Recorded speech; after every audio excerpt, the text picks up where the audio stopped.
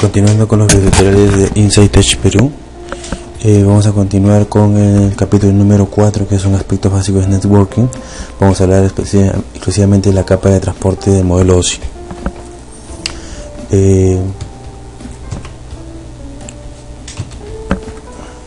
Los objetivos para este tema, para esta capa, vienen a ser los siguientes. Los datos de cada una de estas aplicaciones se empaquetan y transportan y entregan al daemon del servidor o aplicación adecuado de dispositivo. Bueno, son algunos objetivos en los cuales vamos a ir explicando.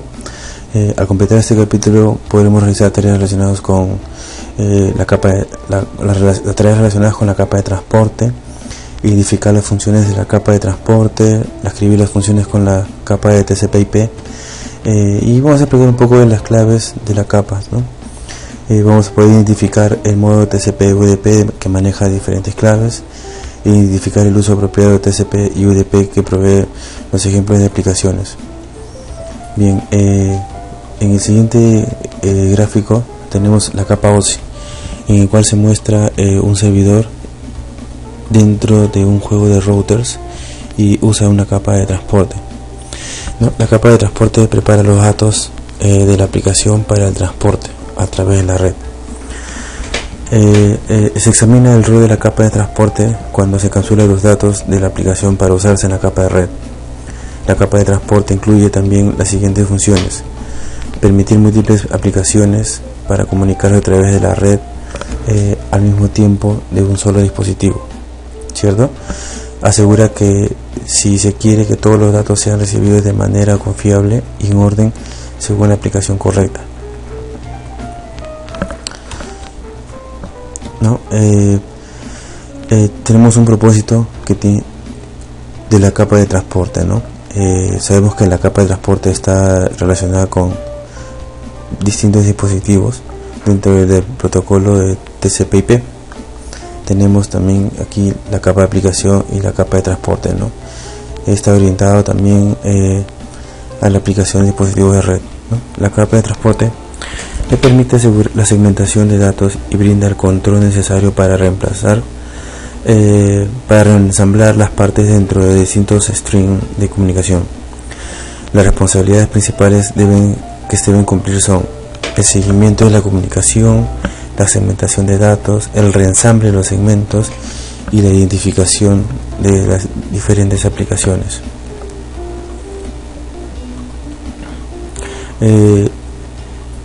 También podemos comentar el seguimiento de la conversación individuales, ¿no?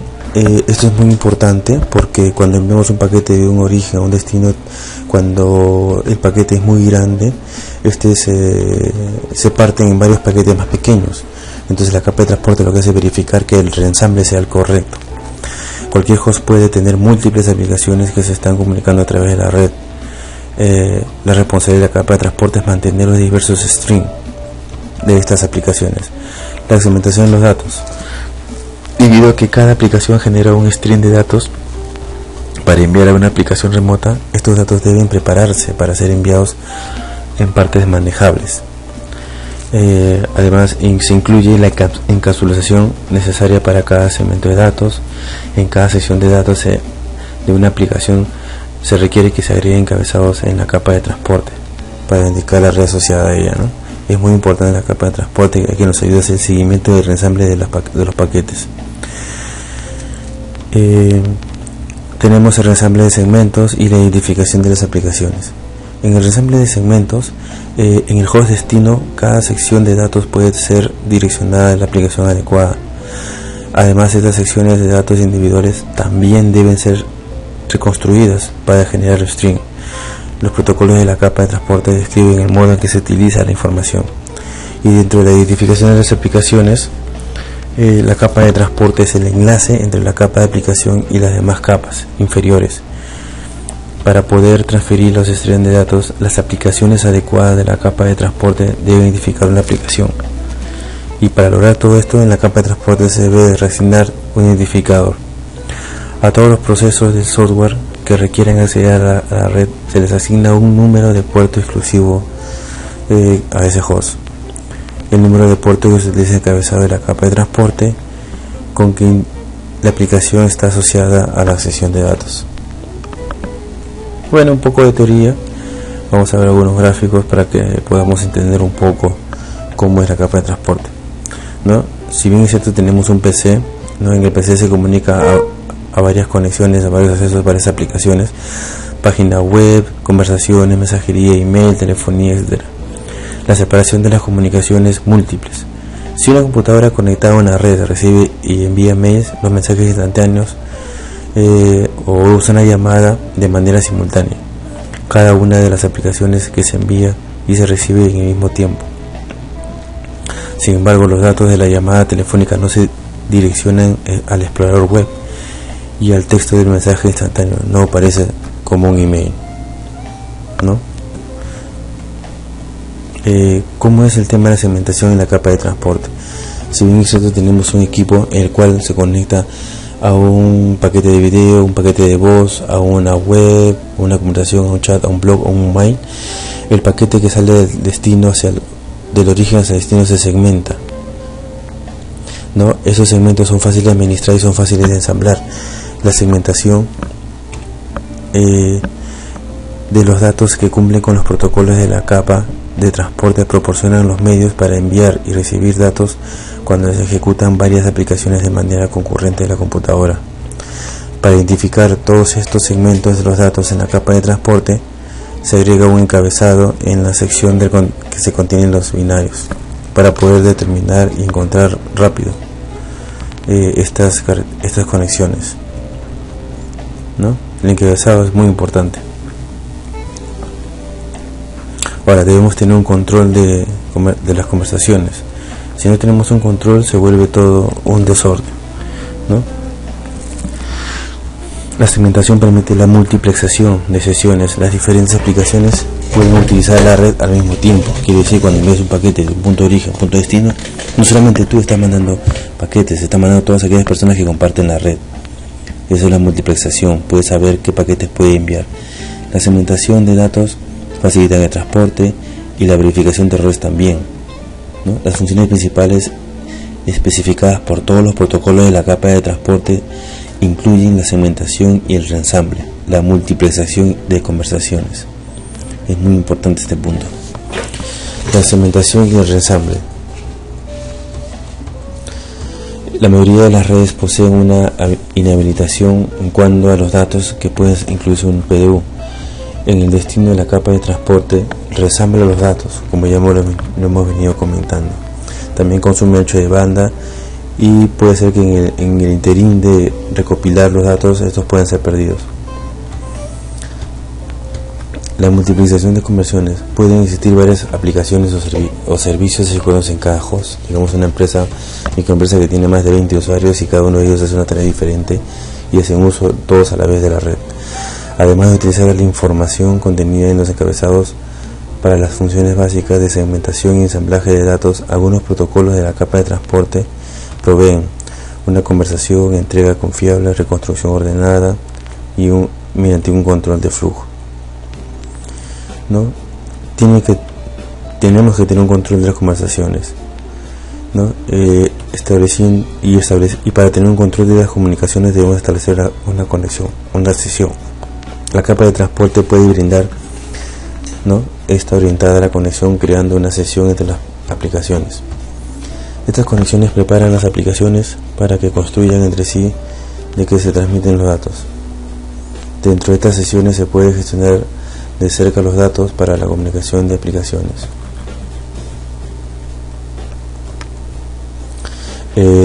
Para el control de aplicaciones debemos tener una entrega confiable, una entrega en el mismo orden y un control de flujo, ¿no? Eso es importante. En la entrega confiable es posible que una sección de los datos se corrompa o se pierda por completo, y la capa de transporte puede asegurar que todas las secciones deben llegar al destino. En la entrega del mismo orden, ya que las redes proveen rutas múltiples que pueden poseer en distintos tiempos y transmitir diferentes tipos de datos, pueden llegar en un orden incorrecto. Al enumerar y secuenciar los segmentos, La capa de transporte puede asegurar que los mismos se reensamblan en orden adecuado. Y también debe haber un control de flujo, un control de llegada. Los hosts de la red cuentan con recursos limitados, como memoria o ancho de banda. Si los transportes se advierte en estos recursos están sobrecargados, algunos protocolos pueden solicitar que la ampliación que se envíe o se reduzca a velocidad. Esto lleva a cabo en la capa de transporte, regulando la cantidad de datos en el origen. Siempre debe haber un control de flujo para prevenir la pérdida de paquetes de un punto 1 a punto 2. Siempre se va a perder no solamente por fallas del router, puede ser por el ancho de banda, errores de conversación, errores de protocolos, caídas de servicio de DHCP, etc. El soporte de comunicación confiable. Tenemos acá las dos capas, la capa OSI y la capa TCP/IP. En la capa OSI tenemos la aplicación, transporte, internet y acceso a la red. Y la capa de OSI, esa es la capa TCP/IP, y la capa OSI tenemos las 7 capas, ¿no? La aplicación, presentación, sesión, transporte y red. Un protocolo de la capa de transporte puede implementar un medio para asegurar la entrega confiable de datos. Ahora, la confiabilidad significa asegurar que cada sección de datos se envía al origen y se llega al destino. En la capa de transporte, las 3 operaciones básicas confiables son seguimiento de datos, acuse de recibo y retransmisión. Son síntomas generales para este tipo de comunicación. Ahora, para tener un soporte de comunicación viable, tenemos aplicaciones, bases de datos, página web. Todos los datos perdidos pueden corromperse con una comunicación o dejarla incompleta. Por tanto, estas aplicaciones deben diseñarse para utilizar un protocolo de capa. Otras aplicaciones con más tolerancias a lo que se refiere a la pérdida de paquetes o cantidades de datos. Si uno o dos segmentos de streams de video no llegan al destino, esto puede generar una interrupción en el enviado de información. TCP/IP. Tenemos el bit 15, bit 16, el diagrama de UDP, Data Unit Process, el puerto de origen 16, longitud 16 y los datos de la capa el tamaño varía. Protocolos de diagramas de usuario UDP. UDP es un protocolo simple, sin conexión, descrito en la RFC. Cuenta con la ventana de proveer la entrega de datos sin utilizar muchos recursos. Cada segmento UDP solo posee 8 bits de carga. Entre las aplicaciones que se utiliza UDP se incluyen el sistema de nombre de dominio DNS, el stream de video y de voz.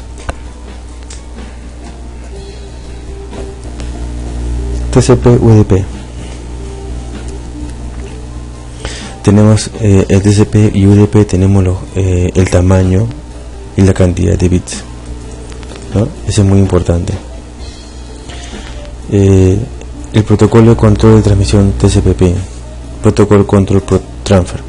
El TCP es un protocolo orientado a la conexión desde Request from Chain 793. El TCP incurre en el uso adicional de recursos para agregar funciones al mismo orden de entrega y contraentrega. Cada segmento de TCP/IP posee 20 bytes de carga encabezados que encapsulan los datos de la capa. Las aplicaciones que se utilizan TCP son exploradores, mail y los archivos, ¿no? Direccionamiento de puertos. Sabemos que cada aplicación tiene un tipo de puerto por el cual comunica todas sus autorizaciones. Tenemos el correo electrónico, tiene un puerto POP3, tenemos la página HTML, tenemos el protocolo de comunicación HTTP y el chat, ¿no? Para diferenciar los segmentos y datagramas para cada aplicación, tanto TCP como UDP cuentan con campos de encabezado, ¿no? Campos de encabezado que pueden identificar de manera exclusiva estas aplicaciones. Los números de puertos se asignan de varias maneras, según el mensaje es una longitud y una respuesta, mientras que los procesos en el servidor poseen números de puertos estáticos asignados a ellos. Eligen un número de puertos en forma dinámica para cada conversación.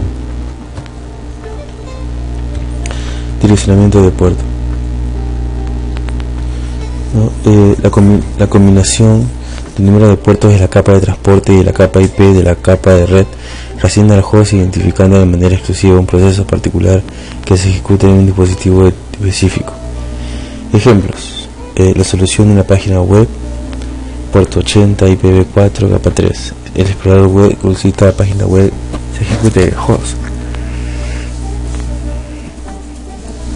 El número de puertos dinámico asignado al explorador es tanto. Dimensionamiento de puertos o tipo de puertos. El rango de números de 0, 1023, de 1024, 495, de 40, de 49, de 49.152 a 65.535, ¿no? Los puertos que coinciden son estos números se reservan en servicios de aplicaciones, por lo general se utiliza para aplicaciones HTTP, POP para correo, el POP 3, SMTP, etc.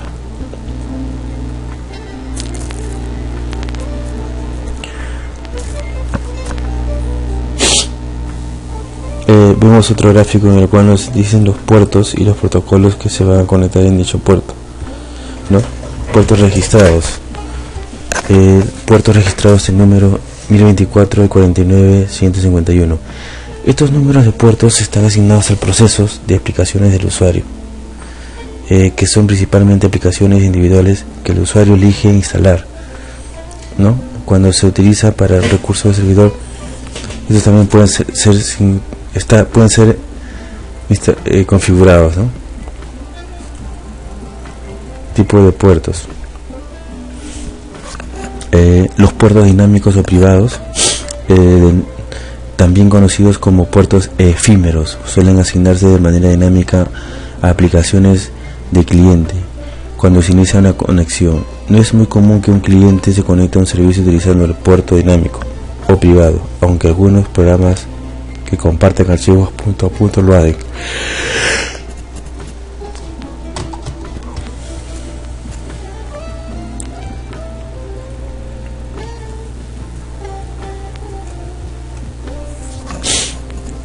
Para el direccionamiento del puerto, uso del Netscast, conexiones abiertas, ¿no? A veces es necesario conocer las conexiones TCP/IP activas que están abiertas en ejecución en el host. El Netstat es una utilidad de red importante que puede utilizarse para verificar las conexiones, ¿no? Netstat indica el protocolo en uso, la dirección, el número de puertos locales, la dirección del número de puertos ajenos, el estado de la conexión. Las conexiones TCP/IP no descritas pueden representar una importante amenaza de seguridad.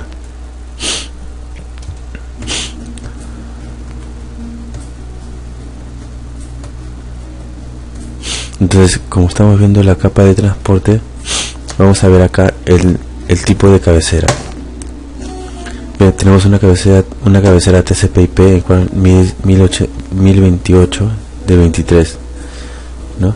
El cliente TCP/IP destino el puerto 23, origen 128.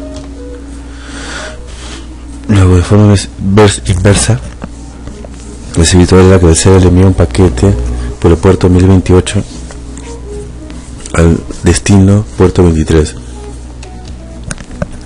El cliente y el servidor, ambos tienen puertos diferentes, 23 y 24, 24 y 23. Así de la misma forma existe la comunicación entre las dos redes.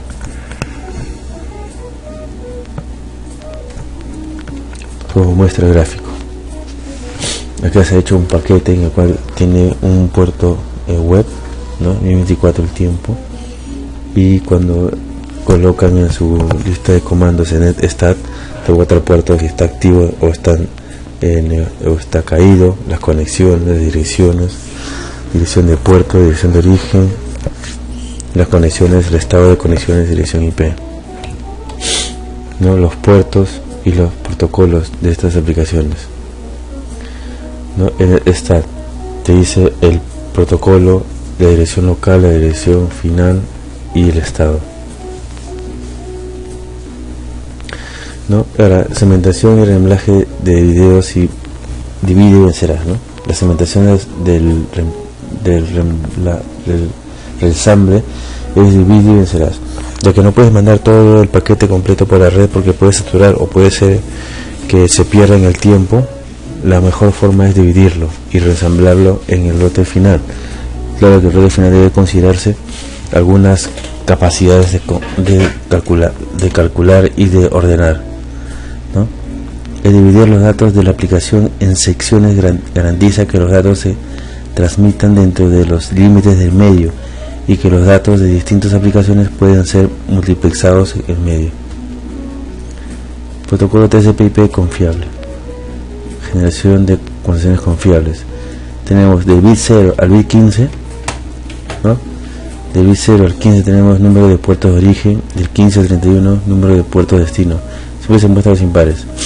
Número de secuencia, número de acuse recibo, el checksum, longitud avanzado, reservado, señalización, tamaño de ventana, señalador urgente.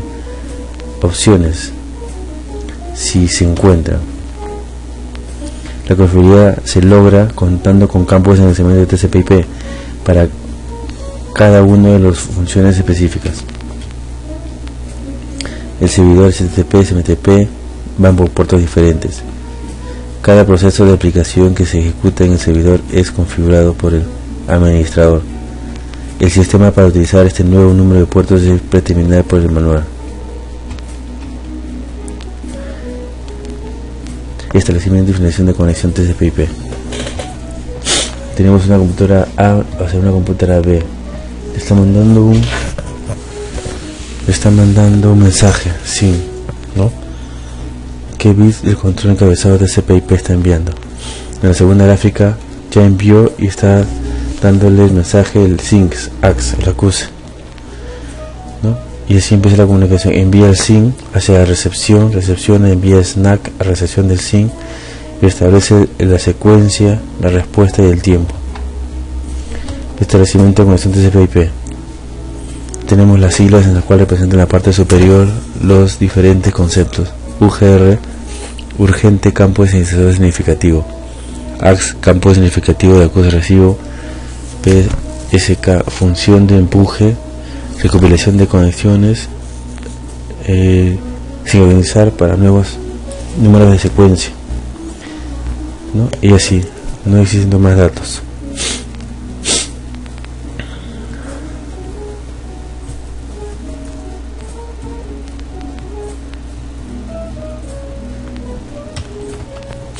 Establecimiento y definición de TCP/IP, ¿no?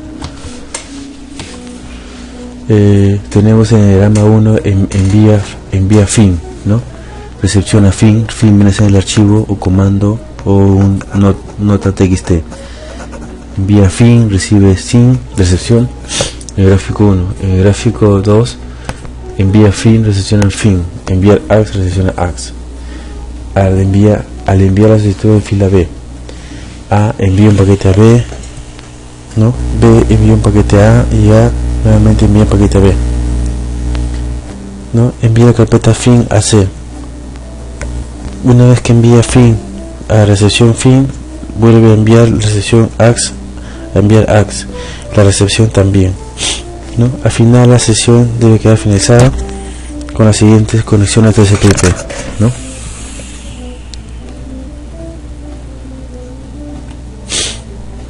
Tenemos 96. Establecimiento y definición de conexión. Tenemos las conexiones que se hacen, cómo llega a ser el acuse recibo de un origen a un destino. El protocolo TCP/IP enlace de 3 vías.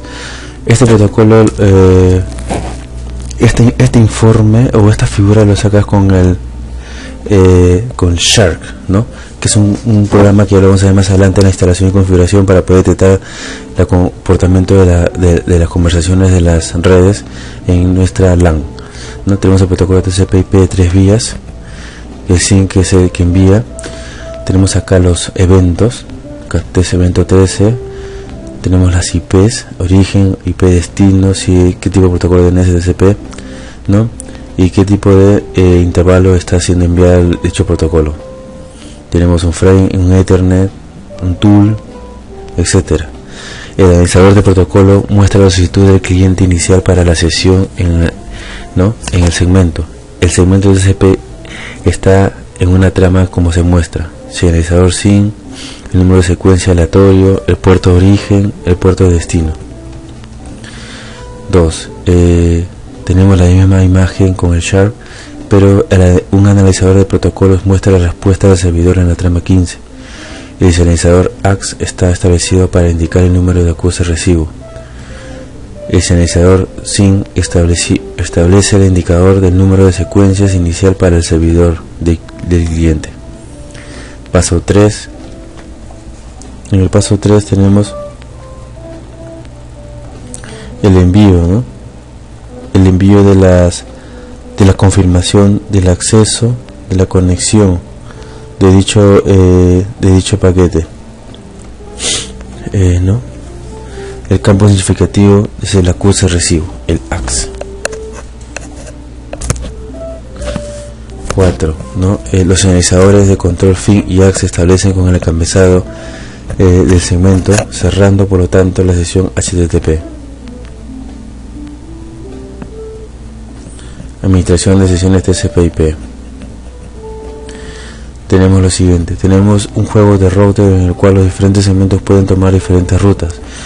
Una PCA a una PCB puedes tomar por un juego de router, eligiendo la ruta más confiable, la más cercana, la más rápida hacia el destino. Los datos son los datos que dividen en segmentos, son segmentos, 6 segmentos. Al tomar diferentes rutas al destino, los segmentos llegan a un desorden. Igual se arregla esto con el TCP/IP. Pueden ordenarse los segmentos conforme al orden original. Al acuse recibo de segmentos TCP/IP, el puerto de origen, puerto de destino, número de secuencia acuse recibo. Tenemos dos computadores en el cual dice comience con el byte número 1, envío de 10 bytes. El destino dice recibir 10 bytes, comenzando por el byte número 1. Los servicios TCP/IP en el host de destino envían a la aplicación de origen y un acuse recibo en los recibos. El número de secuencia y el número de acuse recibo en el encabezado del segmento se utilizan para confirmar la recepción de los bytes de los datos contenidos en los segmentos. Revisión del TCP, envío de este archivo FTP mediante TCP, lo envía hacia la red. Acá en esta gráfica está enviando un archivo, digamos, a una empresa, y igual lo envía al juego de routers en la WAN. Ellos buscarán la mejor ruta viable para llegar al otro router de extremo, a la granja de servidores, y llegar al servidor donde debería estar guardado este FTP. Una vez que envías, dice recibí un acuse recibo, enviaré el otro grupo. Cuando ya llegó, hay un acuse recibo.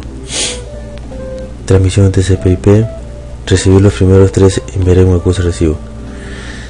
Está la retransmisión: no recibí el segundo grupo, no enviaré ningún acuse recibo. Y acá retransmisión TCP, no recibí ningún acuse recibo y se volverá a enviar el último grupo. El manejo de la pérdida de segmentos, por opción que sea el diseño de una red, siempre se producirán pérdidas ocasionadas de datos. Siempre va a haber pérdidas de datos. Nunca el envío o la comunicación es una comunicación limpia. Por eso es que se segmentan los paquetes para poder tener más ser más certeros en el envío y recepción de paquetes a nivel lógico. Ahora, ¿cómo es el control de congestión TCP/IP? Como vemos acá, un usuario, emisor y un receptor, el tamaño de una ventana de 300 minutos, el acuse recibo de segmentos TCP y el tamaño de ventana. Dice número de secuencia 1, 1500 bytes, recibir 1 de 1500, número de secuencia 1501, número de bytes 1500, recibir 1501 de 3000. Y él le responde: el número de acuse recibo 3001, recibir acuse recibo. Nuevamente el emisor responde: el número de secuencia 3001 y 4501, y recibió dicho número de secuencia. El tamaño de la ventana determina la cantidad de bytes enviados. Antes de esperar un acuse recibo, el número de acuse recibo es el número del próximo byte. A medida que se aumenta esta demora, disminuye la tasa de transmisión efectiva de los datos. Por esta razón, la disminución de la tasa de datos ayuda a reducir la condición de recursos. Cuando hay un corte, cuando hay una reducción de tamaño de ventana, las disminuciones y aumentos dinámicos del tamaño de la ventana representan un proceso continuo de TCP que determina el tamaño de la ventana, el tamaño óptimo para cada sesión TCP. En las redes altamente eficientes, los tamaños de la ventana pueden ser muy grandes porque no pierden datos. Cierto, acá hay una pérdida de datos, ¿no? Dice, se perdió un segmento 3 debido a la saturación del sector. Puede ser que en ese momento lleguen otros pedidos, otros paquetes. La comunicación con baja carga. El transporte de datos con baja carga UDP. Una red de datos, una red de dispositivos conectados.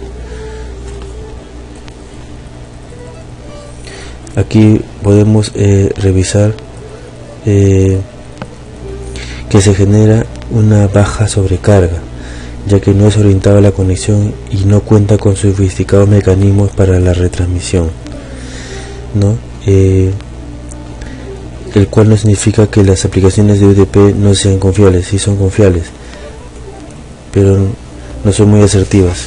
Entre los protocolos principales de la capa de aplicación que utilizan UDP se incluyen el sistema de denominación en dominio, el DNS, el protocolo de administración de red, el SNMP, el protocolo de configuración dinámica, ¿no? El protocolo de información en enrutamiento RIP, el protocolo trivial de transferencia de archivos, el TFTP, y los juegos y todas aquellas bondades que podemos encontrar en la red.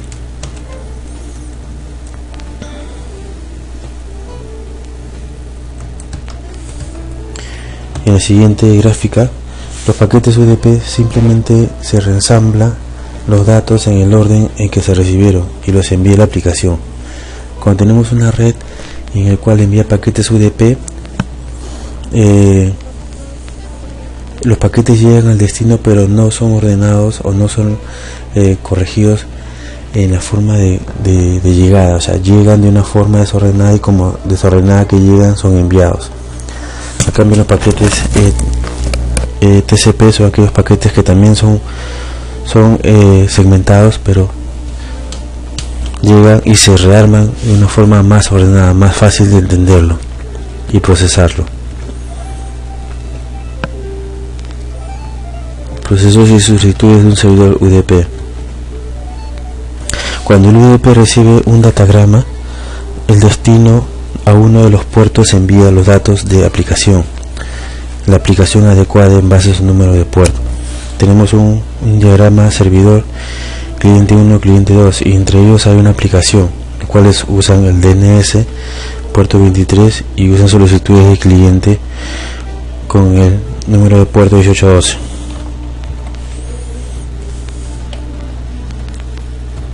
Tenemos el proceso de cliente UDP.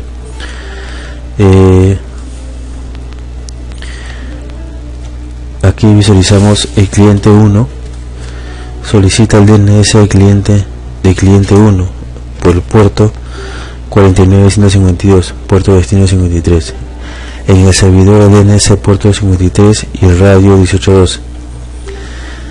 En otro cliente número 2, la solicitud de autenticación de radios es el cliente 2, el puerto 51152. El envío de solicitudes UDP por parte de clientes. Tenemos cliente 1 y cliente 2. Solicita un DNS y cliente 1, el puerto 53 de que es DNS, y acá el puerto 1802. Las solicitudes de clientes al servidor UDP utilizan números de puertos bien conocidos como el puerto destino, ¿no? Según la gráfica. Envío de solicitudes UDP por parte de los clientes. Envío de solicitudes UDP entre de un usuario 1 a un usuario 2, ¿no? Por un puerto de destino ya configurado. La respuesta del servidor del cliente UDP utiliza números de puertos aleatorios, ¿no?, para poder realizar las conexiones. Respuesta, por ejemplo, aquí cliente 1, cliente 2, dice, encontramos respuesta del servidor DNS por el puerto 53. Acá tenemos el puerto 1852, 1812, el puerto destino 49152 y acá el puerto destino 51152. O sea, varían los puertos.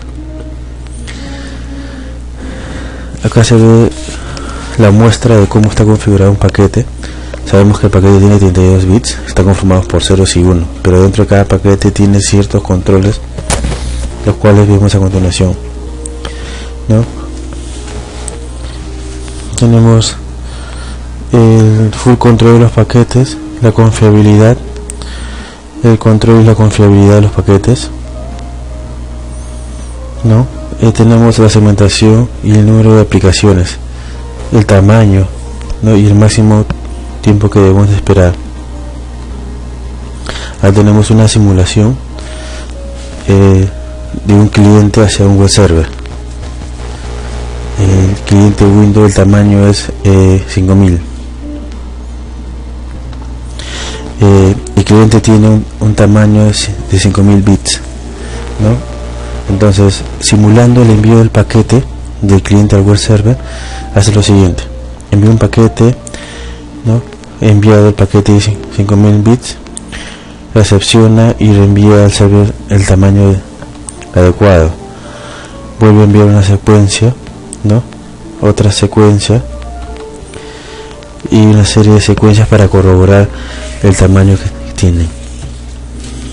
El cliente responde con la ventana de 5000 bits, ¿no?, y dice, claro, envía 5000 bits, y él le responde 5001 bits, confirma 3 veces, 8, 9, y el cliente le responde, tengo 5000 bits, es el tamaño de la pequeña simulación, y así constantemente.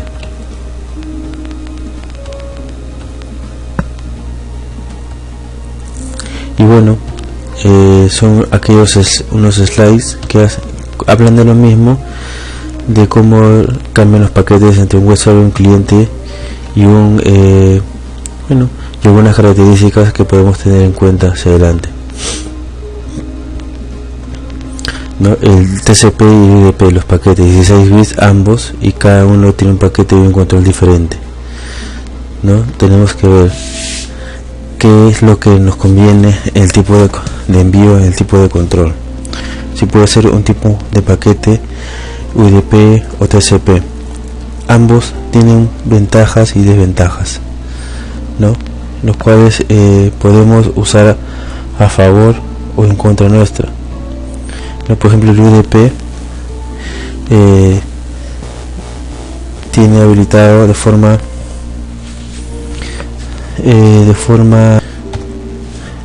bien, podemos comentar aquí las ventajas y desventajas de usar el protocolo de comunicación UDP o TCP.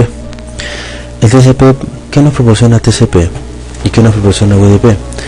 El TCP nos proporciona una entrega confiable, ¿no?, una entrega confiable de los paquetes de un origen a un destino, asegurándonos un 99.9% de confiabilidad en la entrega de los paquetes. ¿Qué más el TCP? La comprobación de errores. Cuando vemos un paquete de un origen a un destino, lo que comprueba en el destino es la llegada de todos los paquetes y reensambla los paquetes y comprueba si existe algún error. Si existe un error con un paquete, un paquete de un segmento de paquetes, vuelve a mandar un acuse o un paquetito para poder reenviar ese que se quedó o llegó con errores. Tiene un control de flujo, un flow control, un control de flujo más rápido, ¿no?, más confiable. Tiene un control de congestión, ya que tiene un tiempo de vida para poder enviar los paquetes. Después de ese tiempo, si existe una baja o una caída, deja de enviar hasta que nuevamente recupere la conexión. Tiene un control bueno de congestión. Tiene buen pedido de entrega, o sea, cuando envía los segmentos hacia el destino, tiene una forma óptima de enviar los paquetes hacia el destino, y tiene una mejor estabilización de conexión, ¿no? sea el TCP, por donde lo veamos, tiene muchas ventajas. ¿Qué proporciona el UDP? El UDP no tiene una entrega muy confiable, ya que si es que un paquete es segmentado en 10 pequeñas porciones, no es confiable. Puede ser que llegue 9, 8, 7 en el paquete. Entonces no siempre vamos a tener la seguridad de que el paquete enviado esté completo. No tiene comprobación de errores, quiere decir que cuando el paquete llega al destino no hay nada ni nadie que lo corrobore si el paquete está completo, simplemente envía como llegó. No tiene un control de flujo, quiere decir que puede enviar y generar bucles, o de repente termina el tiempo de espera y nunca más vuelve a reenviar ni envía un acuse recibo diciendo que no llegó al destino. Además, tampoco hay un control de congestión, puede saturarse el destino, puede generar encolamientos de información y nunca ser leídos por el destino. No se entrega de forma ordenada, quiere decir que cuando hay un paquete y este se segmenta y se envía al destino, no hay nada ni nadie que lo vuelva a armar, tal y como llegan lo va entregando, ¿no? Entonces eso es en contra para usar un protocolo, una comunicación UDP. Y no hay establecimiento de conexiones, quiere decir, si tú mandas el paquete hacia el destino, lo que hace TCP es primero manda un pequeño paquetito para establecer la conexión, para ver si ese punto de destino existe. A cambio, UDP no hace esa conexión. UDP simplemente particiona el paquete y lo envía, y allá, si es que alguien lo recepciona, sí o no. O sea, no es muy confiable por donde lo veamos, ¿no? Pero tiene uso, ¿no?, en algunas comunicaciones. Bien, entonces eso sería por ahora un poco de teoría para la clase número 4, ¿no?, de la capa de transporte. Bueno, los dejo y esperemos que continúen viendo los videotutoriales de Insight Tech Perú.